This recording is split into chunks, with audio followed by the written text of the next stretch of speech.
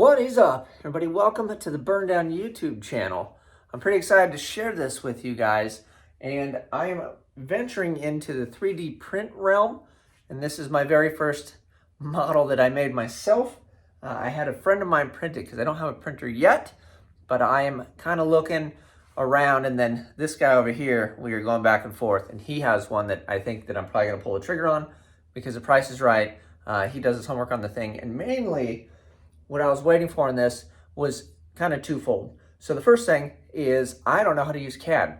So I started working with Fusion 360 a few weeks ago, fumbling through it, doing tutorials. I have a buddy that's like a world class at doing three-dimensional design in Fusion 360, but I'm like, let me get, some footing and figure some stuff out and have some real questions instead of just bothering him to like, oh, teach me stuff. Like I was like, I can learn enough by myself, and when I get in a jam, then I'll ask questions. So I've just been kind of plugging along. I'm working on another deal I'll share with you guys when we get a little further with that. But I had some time in between to model more stuff, and once you start modeling things, you're like, I just want to make everything. There seems to be two types of people. There seems to be the guys that want to get a 3D printer and just print a bunch of trinkets and models and heads and just randomness stuff, which I guess would be fun.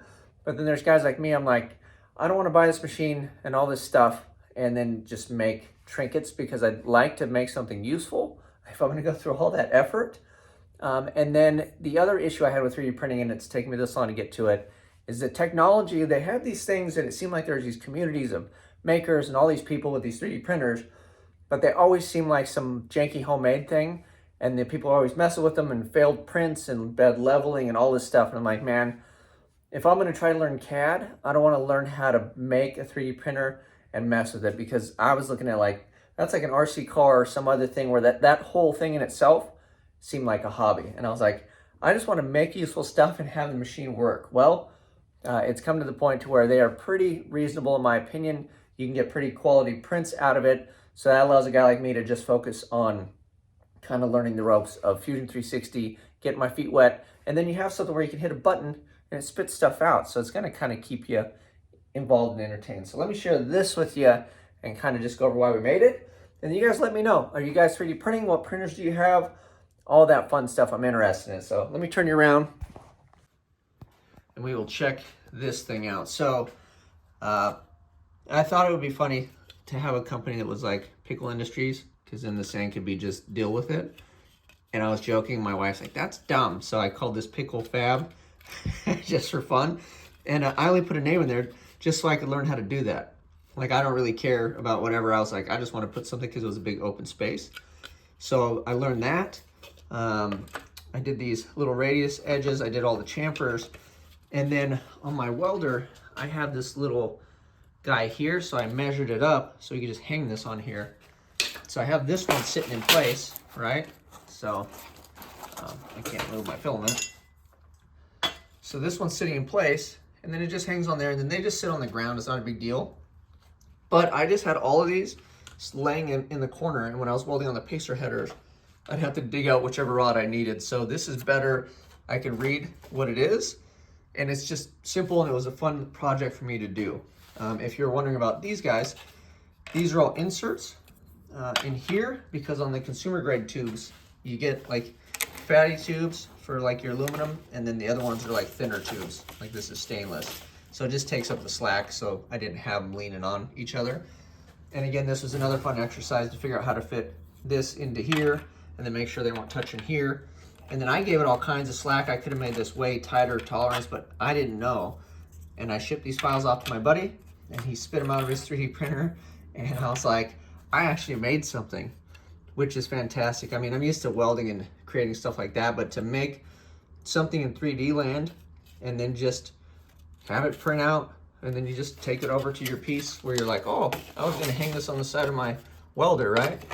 And you slap it on there, and the thing just stays, and you put your little chingaderas in there, and then you slam stuff home. I was like, man, that is freaking cool. And I made 2 of them so I could hold 10 different rods. So that is pretty awesome. That's my first little project.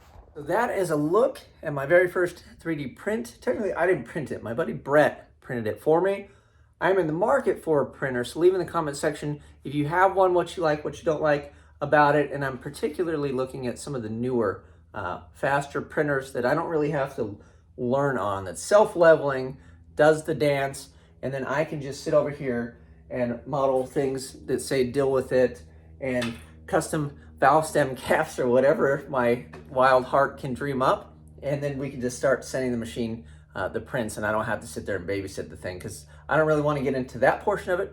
I want to get into the modeling and creating portion of it. So speaking of that, a word of advice that I do have, maybe you're watching this and you're like, you know what, I've been thinking about that. If he's doing it, maybe I can do it too.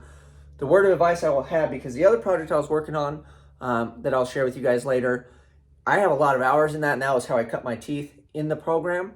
And it was a lot harder than what this is. This was just for fun because my rod was all jacked up over the weekend. I'm like, man, I'm gonna make an organizer for that.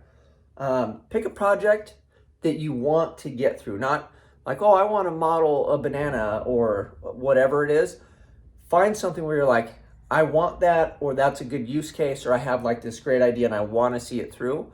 Because then it's gonna force you to sit and spend the time in the software and stumble through it and figure stuff out and redo it 30 times before you even print or model anything, or like execute on something. But it'll keep you motivated and keep you going. And then when you get to see something in the real world, this is the first thing that I've seen that I actually made. And granted, I know it's not spectacular, but I'm that excited about it. And I'm telling you, if you just get started, the first thing you come up with, it's like, look at that thing. I freaking made that in like 3D land. It's weird because it's like a video game. And then now the thing's sitting here holding the TIG rod. So yeah, pick ideas that you want to follow through on. Another one that I did that I don't have printed out, we'll wait till I get my own printer, just for like an idea, is as per the NHRI rules, when you move your battery, you have to have a cutoff switch. It has to be labeled on which direction you turn it is off, right? So if you're upside down, the guy needs to be able to reach up and see which way is off before they pull you out of the car for safety reasons. Well, I'm so classy that the sticker died on my car. They just usually give you a sticker. So I just took a white Sharpie and wrote on the trim on my car, because the trim is black, so I wrote in white off, and it's not really legible at this point, but it passed tech. So instead of being that classy, I was like, man, instead of a sticker, what if we just make a plastic piece that we can stick behind there with an arrow that says off? And it's a problem solver. I haven't really seen anybody do it. Maybe they do, maybe they don't. I guess some of the things that you buy come with the piece, but like mine was cheap and it came with a sticker. The sticker dissolved. So now I have this plastic piece that says off, and I'm like, man, I can just print it in red or spray paint it a color or whatever. But again, it's cheap, it's functional, it's legible, and it solves an issue instead of a sticker. So I don't know, fun things like that. I'm gonna come up with all kinds of fun little car knickknacks and doodads, and we'll showcase them all here.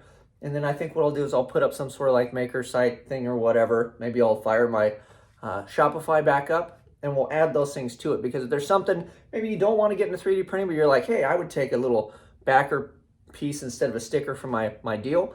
Yeah, we can shoot those things out to you guys. And then with organizers or whatever makes my life easier, those are the things I want to make. I know my son's going to want to print out all the little trinkets and guys and all that stuff, so I'm sure the machine will have plenty of work to be done on it, because it's just going to probably print randomness.